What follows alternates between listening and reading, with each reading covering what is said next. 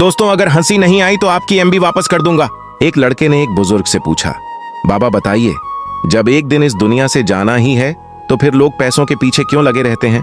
जब सारे जमीन जायदाद पैसे यहीं रह जाएगा तो लोग इसी को अपना जिंदगी क्यों बनाते हैं? जब रिश्ते निभाने का समय आता है तो भाई ही भाई का दुश्मन बन जाता है, क्यों? बुजुर्ग ने पूरी बात सुनी, फिर उसने माचिस की डब्बी से एक तीली निकाली, फिर तीली को आधा तोड़कर ऊपर वाला भाग फेंक दिया और नीचे वाले भाग से दांत कुतरते हुए बोला, मुझे क्या पता बे।